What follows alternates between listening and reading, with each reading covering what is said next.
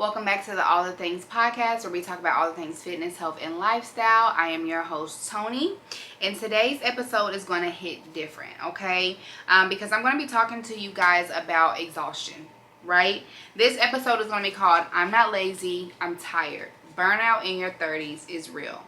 And if right when I said that resonated with you, this is for you. This episode is for you. And it could not be your 30s, 40s, whatever, but mainly for my folks in their 30s, and kind of talk about that. We're going to be talking about exhaustion, not just like, I need a nap, I'm tired, like, pretty much like you don't have the umph to be productive anymore. You're tired all the time. You're just over it. You're out of it. Like, that's what we're going to talk about, and like kind of things to get over it, signs of that, a little bit of my personal stories and things of that nature. And so we're going to dig right into that and get into that. I hope that this episode, just like any other episode, resonates with somebody. If you love it, share it, comment what you think down below. But let's get right into it, guys. What does burnout feel like? Like, I think that burnout feels so different for every single person, but I think there are some like very common factors. I think some of the most common factors is feeling tired when you wake up. Or have you ever snapped at somebody you love? It could be your kid, it could be your spouse, and you didn't really mean to snap. It's just like they may have asked for something small, like, hey, can you pass me that pencil? And maybe it just was the breaking point for you. Or maybe you feel disconnected from your passion. Maybe you own a clothing company. Maybe you a project manager. Maybe you do hair. I don't know. Whatever your passion may or may not be. And you just recently feel like it could be content. It could be anything. And you're just like, I don't care to do it. I don't want to do it. I don't have time to do it. I don't feel like doing it. I feel like those are telltale signs that you are burnt out across the board.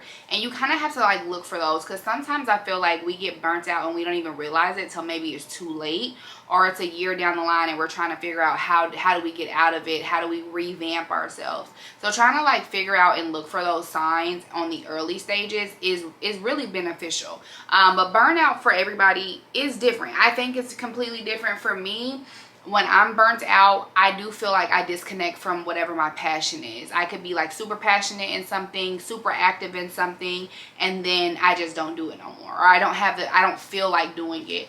Another huge sign for me for burnout is I will sleep. I will sleep for 3 days and 3 nights. I will sleep. The only thing that stops me from sleeping like that is my daughter. Because, motherhood never stops, right? So, but before I had my daughter, if I was burnt out or just kind of like out of it, I would sleep so much. And it was like, I was like sleeping away the problems is what I would tell myself, I think. But another like big sign, and I deal with this, is being overwhelmed by tasks or even small tasks. Does anybody else just like get overwhelmed by like even just like answering like DMs or text messages? I swear, if I get multiple DMs or multiple text messages, I don't know why it overwhelms the mess out of me. I feel like it's like what happens is when you have so much going on, it almost makes you feel like I have something else to add to my to-do list. Am I the only person that feels like that? Because literally, like, I will look at a message and it could be something simple that I need to reply back to, like okay or tomorrow or what's up, and I won't even open the message because it just feels like there's something else I have to like tend to, and I already have 50 other things that I'm needing to do, and now I have to also message this person back. I don't know, like I feel like, am I the only one that feels that way? Like, it can be anything: text, DMs, Teams messages at work. Those are kind of a little non-negotiable, but still I'll be like, it's just like one more thing I have to do, one more thing I have to take care of. Like, I know I can't be the only one that feels like that. Y'all let me know if y'all feel like that. But I do feel like that is definitely a sign of burnout, and making sure that we jump in front of that is huge. But also knowing that burnout is normal. Don't feel like if that happens, you're like, what am I going to do in my life now? I feel like burnout is like running on a low battery and you had your phone charged all night. Like, you charge yourself all night and you wake up and the battery dies real fast, and you have like 5%, and you got to get through your whole workday with this phone with 5%. So you're trying to like preserve little things. You're trying not to do little things. You know, when your phone is dying, you may not be on social media as much, texting as much. You done turned your phone screen down, you know, all that kind of stuff. I feel like when you're burnt out, that's kind of what that's like. Like, I charged it all night, right? I slept all night, but when I woke up, the battery was still dead, and I got to get through the whole day on this 5% battery, right? So I really feel like those kind of like resonate with one another. But that's just kind of my opinion. But I think sometimes like making metaphors, because I'm the queen of metaphors. You will learn that I'm the queen of metaphors. I should be a rapper, but that's here nor there. But I feel like sometimes like painting a picture can put things in perspective of like, oh, okay, like that makes sense. That's what that looks like. That's what that, you know, means. That is how I'm feeling, type of thing. And I definitely feel like burnout is definitely like, I charge this phone all day. Think about charging your Tesla, and in the morning it's still on 5%, but I have to get to work. So maybe you're just like, well, I won't stop and get my Starbucks this morning, or, you know, X, Y, and Z. It's like trying to navigate what's really important. What can I skim off of things of that nature. It's interesting what we do when we're burnt out, and if we do realize it or we don't realize it, but what we then find what is priority in the burnout, and then the things that we sacrifice when we're burnt out. So, like, a little like backstory with me, like sometimes when I realize, or I did realize, so there was a time where my daughter was like showing me something or wanted me to do something, and when she showed it to me, I just didn't care. Like, I was just like, okay, like, and you know, I could not snap myself out of it, but I knew I was wrong. It like broke my heart in that moment. Like, this is your baby, and she's trying to show you something, kind of that, look what I can do, you know, moment. But it's like, no one teaches you in the parent book like how to still parent in burnout, or no one tells you that you're still going to be a regular smegular person and going through all the things, but you still got to show up for your kids even when you can't even show up for yourself. But in that moment, I knew like, this is not who I am, this is not who I want to be, this is not the parent that I want to be. But I had to like realize to myself, like, this is what was happening. And it hit me like a ton of bricks, like in that moment, like, damn, my baby is like showing me something intriguing to herself, you know. And I'm just like, yeah, okay, like, oh, okay, cool, like, you know. And it's like, those are the moments when you like really like snap into it. But it's like, you still don't like get up and like change your mindset. You just kind of know in the back, like, what's wrong with me? Like, you know what I'm saying? Like, what's wrong with me? Like, why am I not reacting like how I should react? Why am I not happy for her? Like, why am I not like, let's go, let's go? And that is a sign of burnout. Like, we be burnt out. And it don't even like be burnt out on nothing. Like, you know how most people can get burnt out on jobs, like working and stuff like that? It don't even be like you burnt out on like job. You're just burnt out on life. You're just burnt out on life. You're just like, I am tired. I am tired, and I don't know what the next day is going to hold, and I don't care. And you just have to kind of realize, like, in those moments, like, oh shit, like, it's not supposed to feel like this.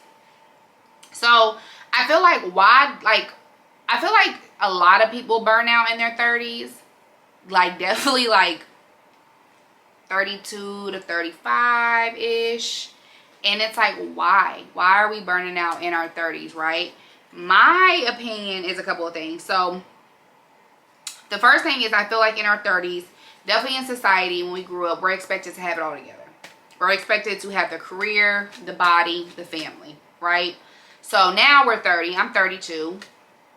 Now this properly working on the body. I have a family, but I'm not married. I have a career. Love my career. But is it like, do I feel like I could do more? Yeah, so I'm in school to further my education, so I can either climb the corporate ladder, or hopefully one day this is my career. And this would be a fulfilling career, but I'm still trying to navigate multiple sources of income, multiple careers. And when we're kids, or even teenagers, hell, even young adults, you're told in your 30s your life is together. 30 and thriving. Anybody remember that movie, 13 going on 30? She just wanted to be 30 so bad. She wanted to be 30 so bad. Because 30 is thriving, right? I'm still waiting to thrive. Don't get me wrong. There are definitely parts of my life that I'm grateful for and that I definitely am thriving more past when I was in my 20s and younger ages. But, you know, we grew up thinking like when we were 30, we was going to be popping our shit and ready to go. We was gonna have money in the bank. We was gonna have whatever family desires we wanted, regardless if we wanted to be the rich aunties or we wanted to be the housewives or the boss mom or whatever it was. Everything was gonna be aligned. Everything was gonna be aligned. Ain't nothing aligned. But you know what? I have a theory. Definitely our age. I do believe it happens to multiple 30-year-olds. But for our like the 31, 32, even 33-ish people, and 34 or whatever, like our 30s, a big part of our mental is COVID. Hear me out. Before I go into the other things that burnout happens in our 30s. Hear me out, guys. COVID happened in 2020, like 2019. How old was I? Let me get my calculator out. Ooh, Lord. So in 2019, I was 26, right? So I was like on the up and up of the age, really like should have been like getting in my career, which I was getting into an industry that, you know, was career changing, money changing, right? And then COVID happened.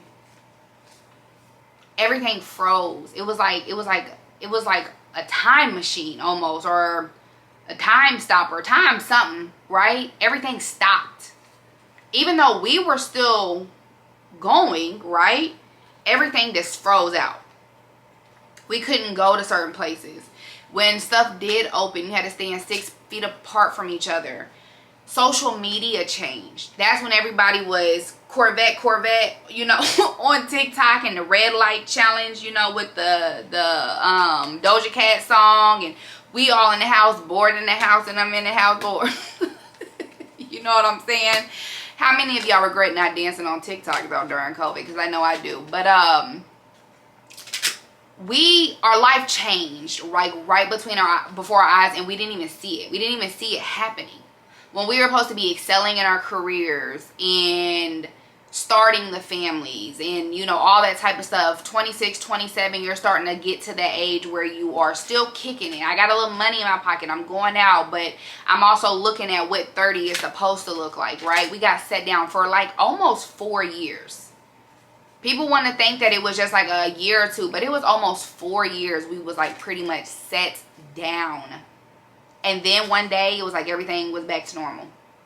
So COVID went away. Nobody gets COVID no more. Now it's just sinus infections. Like nobody gets COVID anymore. Same symptoms though, but no COVID. But doors open, stickers came off the floors, restaurants wasn't wiping their tables down no more. And I'm 26, but in reality, I'm 30 now. I'm 30, right? And I still kind of have a mindset of 26. Like, I saw a TikTok actually of a girl who referred it, and I wish I knew what her name was, but she said it beautifully. Like, she was like, at 31, 32, 33 years old, you're supposed to have money in the bank, savings, like all these like adult things. And she said she had like a friend who was in a serious relationship but had no desire to be married. She had a bunch of other friends who were single and paycheck to paycheck and living life like fine, like they were 22 years old, because everybody's life like froze out. And it's like there's like 4 years of our lives that kind of like went away. Tell me, please comment or whatever if you guys like agree with that, because I truly feel like not only do I think burnout does happen like in 30s period, but in this generation, our generation of people, we have like a different perspective on it. And then on the side that social media like changed, boom, overnight because of COVID. We all got super dependent on social media. Like, that is changing our perspectives. And that's also going back to what is causing us to really, really feel burnt out. Because now we are looking at the Instagram and TikTok girls of the world who aren't just like, back in the day we used to have YouTubes and stuff like that, YouTube girlies, and we knew they was on, you know, making a coin. But now it's different, right? And we're sitting there scrolling on our phone. And now not only are we 31, 32, 33, 34, we're somewhere in our 30s, 35, whatever. But now we're looking at the 21-year-olds who are multi-millionaires. And it's making us also feel like, I don't got it together and I'm 32.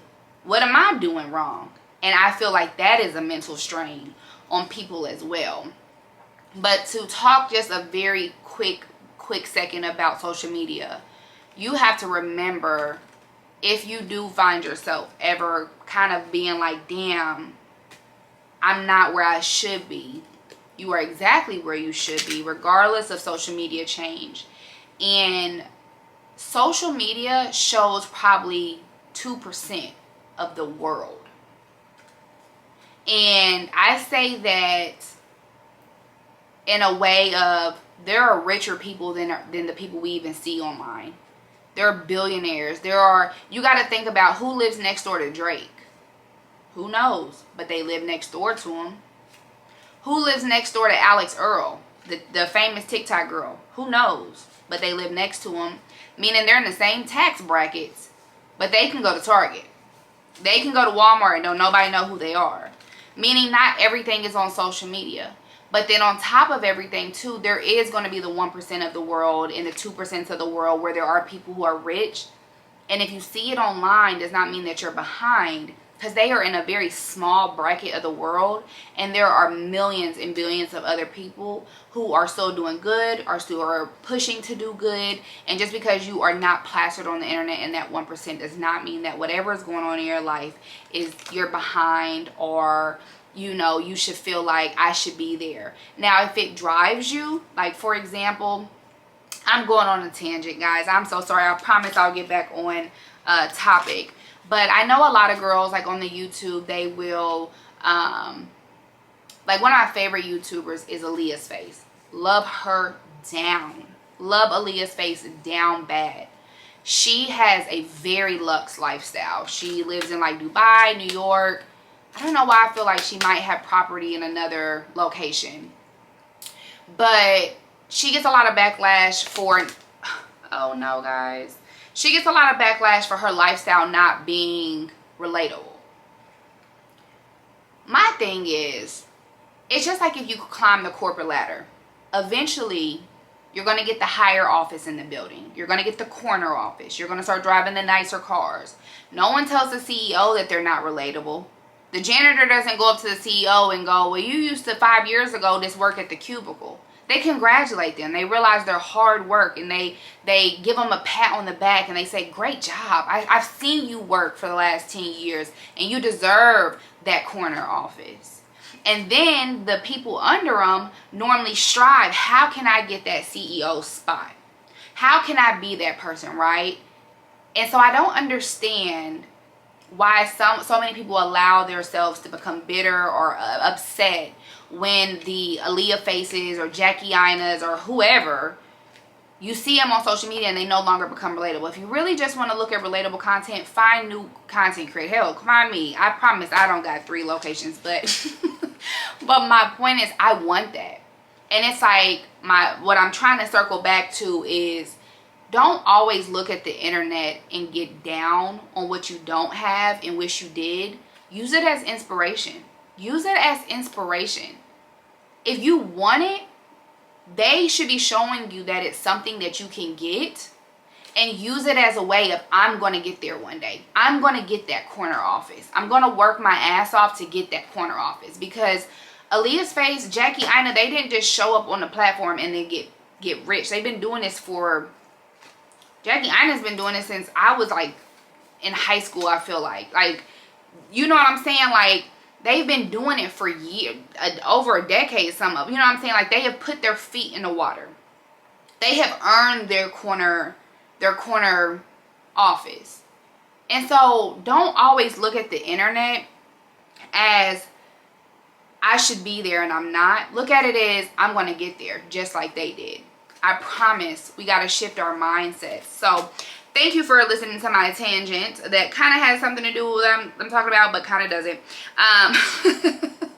So another thing that happens in our 30s with burnout is you're unlearning bad habits that you had in your 20s.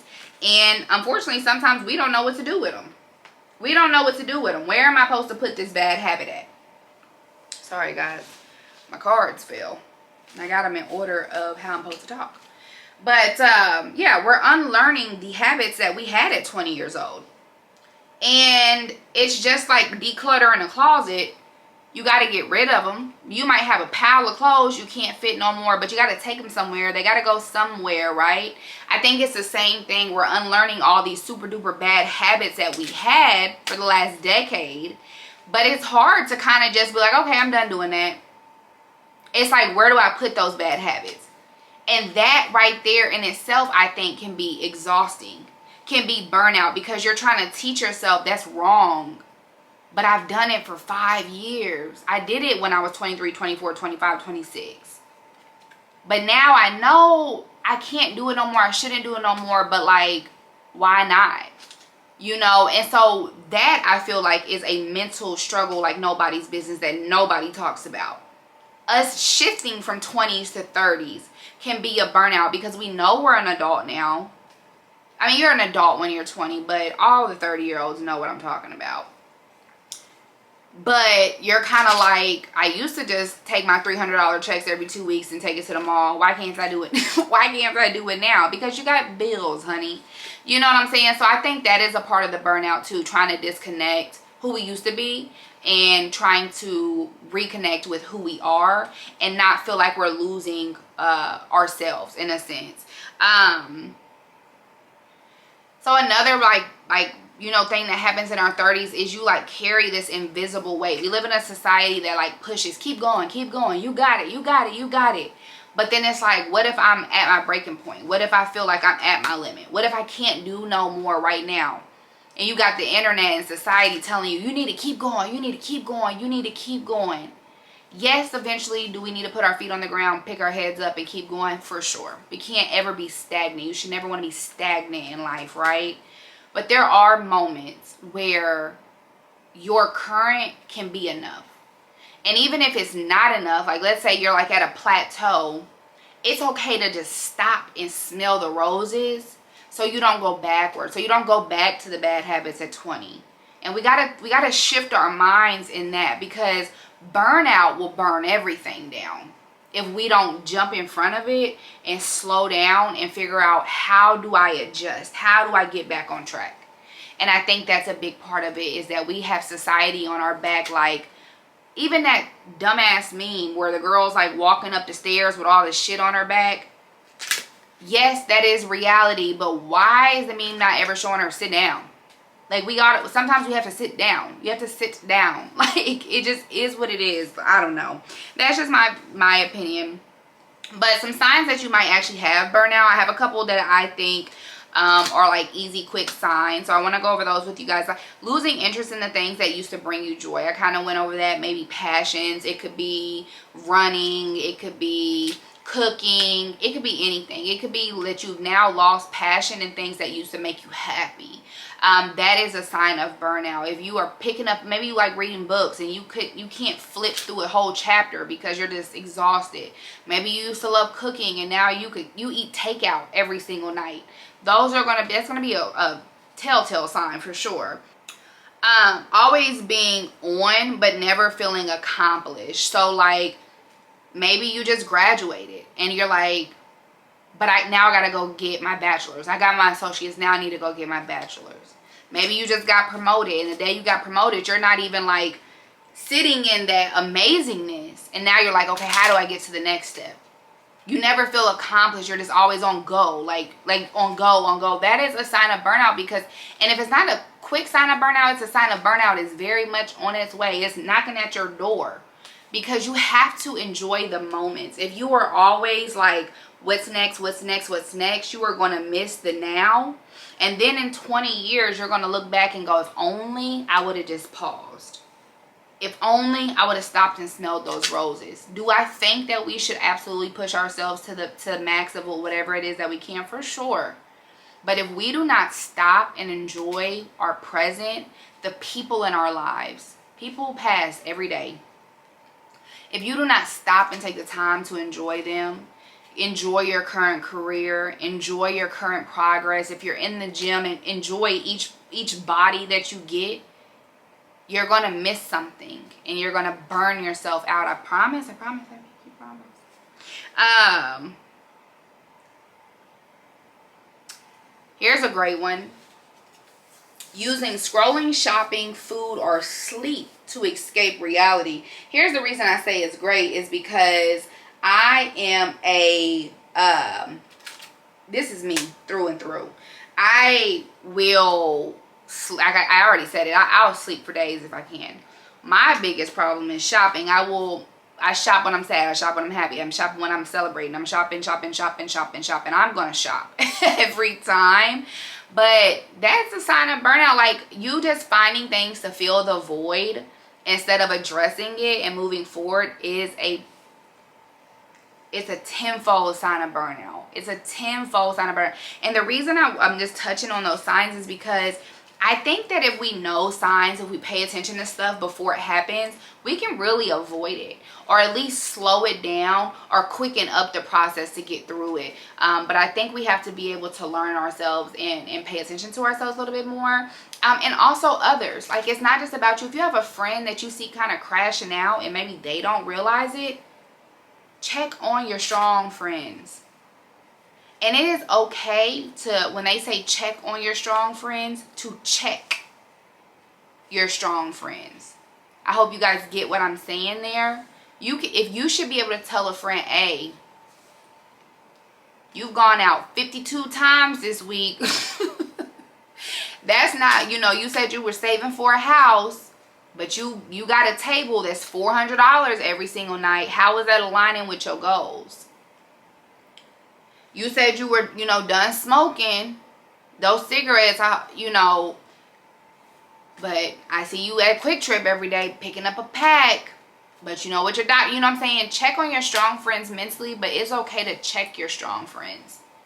Because sometimes people are people. People are people. And people fall out of themselves. And it is up to your friends to be like, what's going on, man? Like, this isn't who you are. How can I help you get back on track? What do you need from me?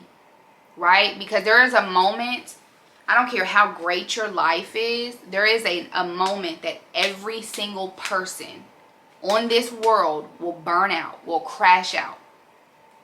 You might feel like the whole world is just perfect. Everybody's time is coming. It's inevitable.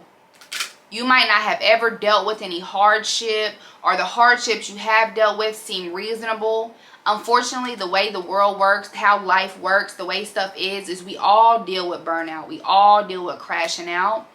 And it could be in your 30s, it could be in your 20s, it could be in your 40s, it could show up in your 50s. I don't know. But try and prepare, and also people around other people, watch for your people and love on your people and help your people through that. Because we all deal with it differently, and that's okay. But it's nice to know in those moments that someone's going to knock on your door and be like, let's go for a jog. Let's go for whatever, they like to cook. Let's go to a cooking class. Let's go, I don't know, whatever it is that they like, or, try and get them out of that. So yeah, I really think that it's huge as well as community when it comes to burnout and just watching the people around you. So 3 things that helped me start healing through burnout, because I've burnt out several times. I don't know if I'm in like a complete burnout right now, but I definitely have moments of like, if I could sleep for 3 days, I would. But I've absolutely dealt with burnout. I mean, I've been almost 300 pounds. I feel like that should be like a telltale sign. But things that started like helping me is just saying no. Saying no. Not that I was like ever a yes man, but there are times that like I would just want to sit on my couch or lay in my bed, and somebody would be like, hey, you want to go to dinner? And I'm like, yeah. And no, I don't actually. And I don't want to do anything. But I would still get up and go. And I'm not gonna lie, there'll be times I go and I have a great time. But then I get home and I got 3 hours left of my night, and it's Sunday and I gotta get up and go to work tomorrow. And now I have to sit Monday through Friday through work, waiting for Saturday to come. And what happens? Hey girl, you wanna go do this? Hey girl, you wanna go do this? And I'm just like, yeah. And a month goes by and one day I just fall out. Because it happens. You could get a migraine. You could just sleep. You know, whatever. It is okay. And I think learning to say no to things, or even rescheduling. You don't have to just flat out be like, no, I'm not going. You could be like, hey, like, I can't do dinner this Saturday. Can we do dinner next Saturday?